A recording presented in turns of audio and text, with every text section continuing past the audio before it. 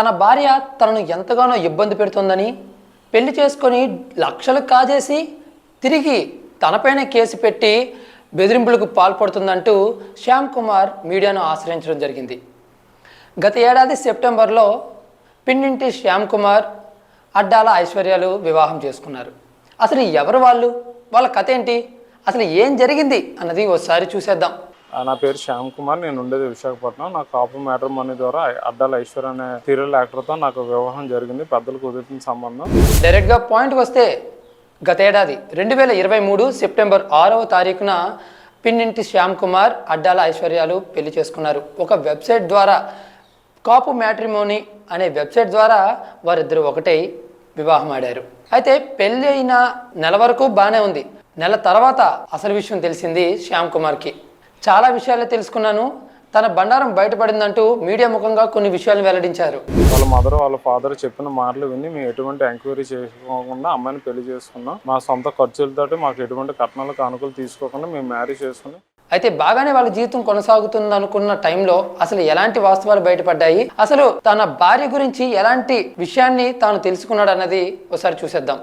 ఈ అమ్మాయి మేము అక్టోబర్ 7th మేము హైదరాబాద్ వెళ్ళడం జరిగింది. ఈ అమ్మాయి అక్కడ డ్రింక్ చేస్తూ స్మోక్ చేస్తూ నేను చూడడం, దానివల్ల గొడవలు పడడం, అమ్మాయి రూమ్లో సేఫ్టీస్ అవి చూడడం జరిగింది. కర్ణ రమేష్ బాబు అన్న అతనితో ఈ అమ్మాయి రూమ్లో ఉండడం నేను రెడ్ హ్యాండ్గా చూస్తే అమ్మాయి రూమ్ డోర్ లాక్ పెట్టుకొని తను ఉండిపోయింది, డోర్ తీయలేదు. తర్వాత వాళ్ళ మదర్ వాళ్ళు ఫోన్ చేసి మమ్మల్ని బయటికి వెళ్ళిపోమని చెప్పారు. మేము వైజాగ్ రావడం జరిగింది. వైజాగ్ వచ్చిన టైంలో అక్టోబర్ 26th నాకు కర్ణ రమేష్ బాబు అతను ఫోన్ చేసి నువ్వేం చేసావు, ఇది ఎక్కడితో మర్చిపోవాలి, ఇది కానీ బయటకు వస్తే మర్యాదగా ఉండదు, నువ్వు మర్యాదగా అమ్మాయికి డైవర్స్ అవి ఇచ్చేయాలి, అమ్మాయి నీతో ఉండదు అనేసి నన్ను నా ఫ్యామిలీ అందరూ థ్రెటనింగ్ కాల్ చేస్తే నేను వాళ్ళ ఫాదర్కి ఆ స్క్రీన్ రికార్డింగ్ చేసి వాళ్ళ ఫాదర్ నేను ఆ వీడియో పెట్టడం జరిగింది.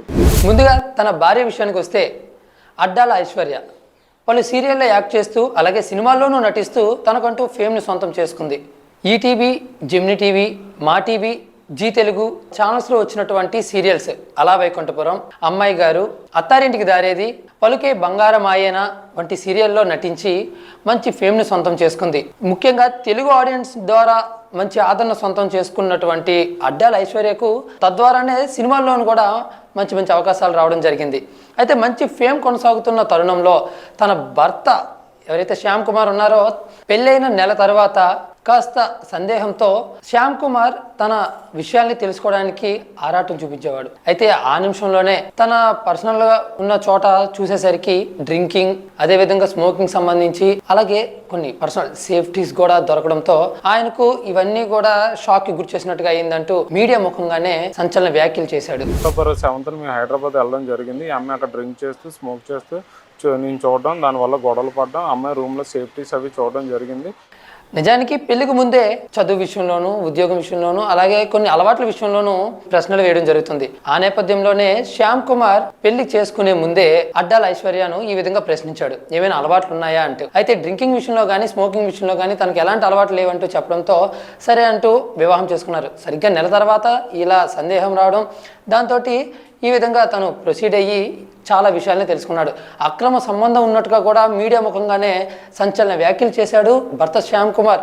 ఇప్పుడు ఈ విషయమే సోషల్ మీడియాలోనూ అటు ఎలక్ట్రానిక్ మీడియాలోనూ హాట్ టాపిక్గా మారింది.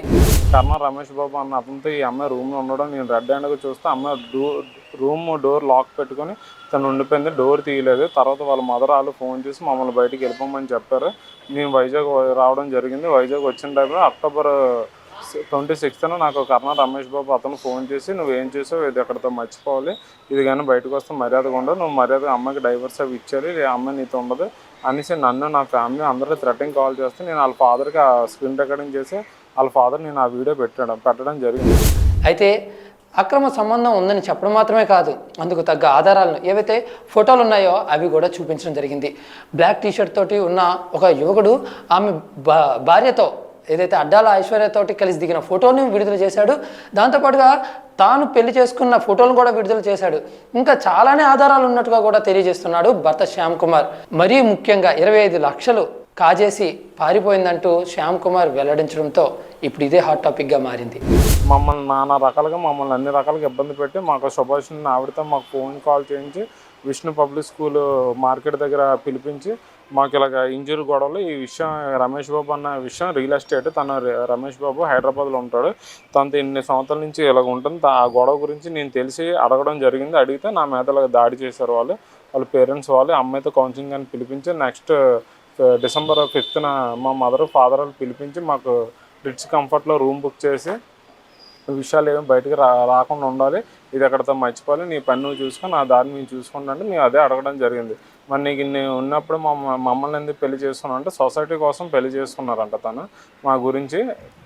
ఆ రమేష్ బాబు వాళ్ళ వైఫ్కి సమ్ హెల్త్ ప్రాబ్లం ఉంది, మిగతాదంతా అక్కడ ఉండి దగ్గరుండి చూసుకుంటుందంటే ఇంకా తనతో ఉండిపోతానని చెప్పింది. వాళ్ళ మదర్ వాళ్ళ ఫాదరే మమ్మల్ని ఇన్ని రకాలుగా ఇబ్బంది పెట్టి మాకు ఎంత లాస్ అయిపోయి మా పరువులు పోయినంత వరకు కూడా ఇంకా తను ఇలాగే చేస్తుంది, బిహేవ్ చేస్తుంది. మీ February 14th నేను 2024లో నేను హైదరాబాద్ వెళ్ళడం జరిగింది. తనకి కలిసి కొన్ని గిఫ్ట్లు ఇద్దామనేసి వెళ్తే తను అక్కడ రూమ్ లేదు.